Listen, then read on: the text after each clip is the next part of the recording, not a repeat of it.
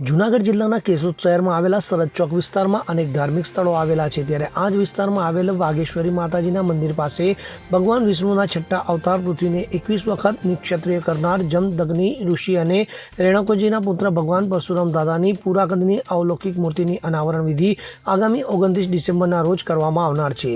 ત્યારે સમસ્ત બ્રહ્મ સમાજ કેશોદના પ્રમુખ રાજુભાઈ પંડ્યા અને સમગ્ર ભૂદેવો દ્વારા બ્રહ્મ સમાજના આરાધ્ય દેવ ચિરંજીવ ભગવાન પરશુરામ દાદાની પૂરા કદની પ્રતિમા બેસાડવા રજૂઆત કરતા કેશોદ નગરપાલિકાના પ્રમુખ મેહુલભાઈ ગોંડલિયા અને સર્વે સદસ્યોએ સર્વાનુમતિથી મંજૂરી આપી હતી। તો કેશોદના આંગણે ભગવાન પરશુરામ દાદાની પ્રતિમાની અનાવરણ વિધિ કાર્યક્રમમાં કેશોદના ધારાસભ્ય દેવાભાઈ માલમ, કેશોદ નગરપાલિકાના પ્રમુખ મેહુલભાઈ ગોંડલિયા, પંચાળા સ્વામિનારાયણ મંદિરના કોઠારી સ્વામી ઘનશ્યામ ચરણદાસજી અને સૌરાષ્ટ્ર કચ્છ સમસ્ત બ્રહ્મ સમાજના ટ્રસ્ટી બ્રહ્મદેવ સમાજના રાષ્ટ્રીય મહામંત્રી મિલનભાઈ શુકલ સહિત સમગ્ર સૌરાષ્ટ્ર બ્રહ્મ સમાજના હોદ્દેદારો, પદાધિકારીઓ મોટી સંખ્યામાં ઉપસ્થિત રહેશે। કેશોદ શહેરના તમામ જ્ઞાતિ સમાજના આગેવાનો, વેપારીઓ, એસોસિએશન, હોદ્દેદારો, વિવિધ સામાજિક સંસ્થાઓ, યુવક મંડળ, મહિલા મંડળ સહિત નગરશ્રેષ્ઠીઓ, નગરજનો મોટી સંખ્યામાં જોડાઈ તેના આયોજન માટે શ્રી રણછોડ મંદિર ખાતે કેશોદ શહેરના આગેવાનો, નગરશ્રેષ્ઠીઓની મિટિંગ યોજવામાં આવી હતી, જેમાં કેશોદ વેપારી મહામંડળના ધર્મેશભાઈ રાદડિયા, પ્રખર ધારાશાસ્ત્રી અને કર્મશીલ ગ્રુપના એડવોકેટ ડીડી દેવાણી, વિશ્વ હિન્દુ પરિષદના શહેર પ્રમુખ વિશાલભાઈ ભટ્ટ, તાલુકા પ્રમુખ લખનભાઈ કામરિયા, ખોડલધામ સમિતિની કેશોદ શહેરના કન્વીનર વલ્લભભાઈ ભલારા, હિન્દુ યુવા સંગઠનના વિશાલભાઈ સોલંકી, ચેમ્બર ઓફ કોમર્સના રાજુભાઈ બોદર, જૂનાગઢ જિલ્લા પોલીસ સલાહકાર સમિતિના પ્રવીણભાઈ ભાલારા, ભગવતાચાર્ય ઉત્તમભાઈ શાશ્વત, નગરપાલિકાના પૂર્વ પ્રમુખ જયંતિભાઈ ધુડા, રોટરી ક્લબના પ્રમુખ ડોક્ટર સ્નેહલ તન્ના, ભારત વિકાસ પરિષદના પ્રમુખ આરપી સોલંકી, આઝાદ ક્લબના પ્રમુખ જગમાલભાઈ નંદાણિયા, જલારામ મંદિરના ટ્રસ્ટી દિનેશભાઈ કાનાબાર, ફાર્માસિસ્ટ એસોસિએશનના દીપેનભાઈ અટારા, બ્રહ્મકુમારી વિશ્વવિદ્યાલય સહિત સંસ્થાઓના આગેવાનો મોટી સંખ્યામાં ઉપસ્થિત રહ્યા હતા। કેશોદ સમસ્ત બ્રહ્મ સમાજના મંત્રી જીતુભાઈ ધોળકિયાએ સૌ નગરશ્રેષ્ઠીઓનું શાબ્દિક સ્વાગત કર્યું હતું। તો ભગવતાચાર્ય ઉત્તમભાઈ શાશ્વત દ્વારા ભગવાન પરશુરામ દાદાના વેદો પુરાણોમાં દર્શાવેલ મહત્વની માહિતી આપી હતી અને વર્તમાન સમયમાં ભગવાન પરશુરામ વિશે ફેલાવવામાં આવતી મનગઢંત વાર્તાઓ વિશે આધારભૂત સ્પષ્ટીકરણ કર્યું હતું। તો કર્મશીલ ગ્રુપના એડવોકેટ ડીડી દેવાણીએ તેઓના ઉદ્બોધનમાં જણાવ્યું હતું કે ભગવાન પરશુરામ શાસ્ત્ર અને શસ્ત્રના માહિતી મેળવી સમાજને અનેક યોદ્ધા અને વિદ્વાન ઋષિમુનિઓ આપી સમાજનો ઉદ્ધાર કર્યો હતો। એટલે ભગવાન પરશુરામ માત્ર બ્રહ્મ સમાજના પૂરતા સીમિત નથી, સર્વ સમાજના આદર્શ છે। તો કેશોદના આંગણે દિવ્ય પ્રસંગ યોજવામાં આવી રહ્યો છે, જેમાં સર્વે નગરજનો મોટી સંખ્યામાં ઉમળકાભેર જોડાવા અપીલ કરાઈ હતી। તો ભગવાન પરશુરામ દાદાની પ્રતિમાની અનાવરણ વિધિ કાર્યક્રમ તારીખ 29 ડિસેમ્બર સોમવાર સાંજના 4 વાગે ભક્તિ સંધ્યા સુપ્રસિદ્ધ સાગરભાઈ રાવલ અને અનિતાબેન પ્રજાપતિ સાથે કલાવૃંદ દ્વારા રજૂ કરવામાં આવનાર છે।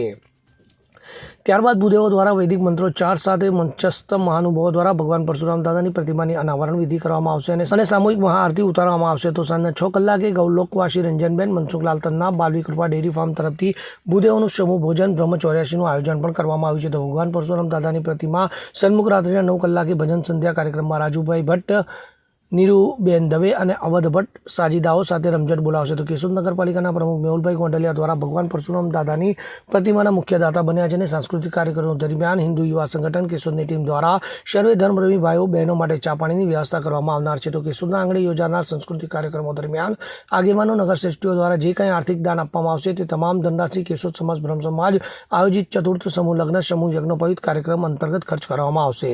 તો શ્રી રણછોડ મંદિર ખાતે યોજાયેલી આ બેઠકમાં અંતે આભાર વિધિ પરેશભાઈ ત્રિવેદી દ્વારા કરવામાં આવી હતી અને આ સમગ્ર કાર્યક્રમનું સંચાલન ડોક્ટર ભૂપેન્દ્રભાઈ જોશી દ્વારા કરાયું હતું। બોલીએ ભગવાન પરશુરામ કી જય। કેશોદને આંગણે તારીખ 29/12ના રોજ ભગવાન પરશુરામની મૂર્તિ પ્રતિષ્ઠા અને અનાવરણનો ભવ્ય કાર્યક્રમ સમગ્ર કેશોદ દ્વારા થવા જઈ રહ્યો છે। આ કાર્યક્રમમાં નગરપાલિકાનો સૌથી મોટો સહકાર રહ્યો છે અને અન્ય સમાજના શ્રેષ્ઠીઓનો પણ સહકારને રહ્યો છે અને આ દિવસે સાથે સાથે ભવ્ય કાર્યક્રમ પણ આયોજન કરવામાં આવ્યું છે। બપોરના 4 થી 5 સુધી ભજન સંધ્યાનો કાર્યક્રમ રાખવામાં આવ્યો છે, સંગીત સંધ્યા, સાથે સાથે સંતો અને સમાજના આગેવાનો દ્વારા એ શુભેચ્છાઓ આપવામાં આવશે। ત્યારબાદ 6:30 કલાકે કેશોદમાં પ્રથમ વખત ભવ્ય સમૂહ આરતી, પરશુરામ ભગવાનની પ્રથમ આરતી સમૂહ આરતીનું પણ આયોજન કરવામાં આવ્યું છે અને એ સમયે બ્રહ્મચૌર્યાસીનું પણ આયોજન બાલવી કૃપા ડેરી દ્વારા કરવામાં આવ્યું છે અને રાત્રિના ભજન સંધ્યામાં પણ કલાકારો દ્વારા ડાયરાનું આયોજન કરવામાં આવ્યું છે। આ ત્રિવિધ અને કાર્યક્રમો રાખવામાં આવ્યા છે। તો આ કાર્યક્રમમાં પધારવા માટે આપ સૌને ભાવભર્યું નિમંત્રણ છે। જય શ્રી રામ, જય શ્રી પરશુરામ।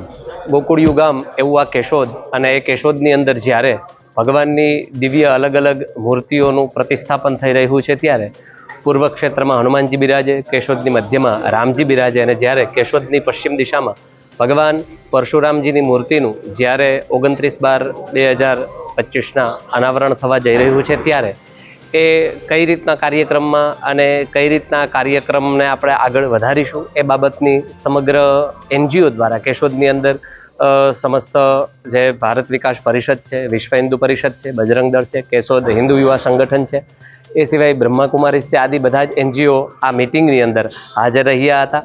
અને સાથે સાથે એક કેશોદના ભાગવતાચાર્ય તરીકે આપ સૌને પણ એક શુભકામના અર્પણ કરવા માગું છું. 29/12/2025 સાંજના સમયે ભગવાન શ્રી પરશુરામજીની એ દિવ્ય મૂર્તિ પ્રતિષ્ઠામાં આપ સૌ હાજર રહો એવી સમસ્ત બ્રહ્મ સમાજ વતી અને સમસ્ત NGO વતી આપ સૌને આમંત્રણ છે. જય શ્રી. અનિરુદ્ધ બાબરિયા સાથે CN24 ન્યૂઝ કેશોદ. હવે જુઓ દેશ દુનિયાની તમામ ખબરો તમારી આંગળીના ટેરવે. ઉઠાવો મોબાઈલ અને Google Play Store પરથી ડાઉનલોડ કરો અમારી CN24 ન્યૂઝ મોબાઈલ એપ.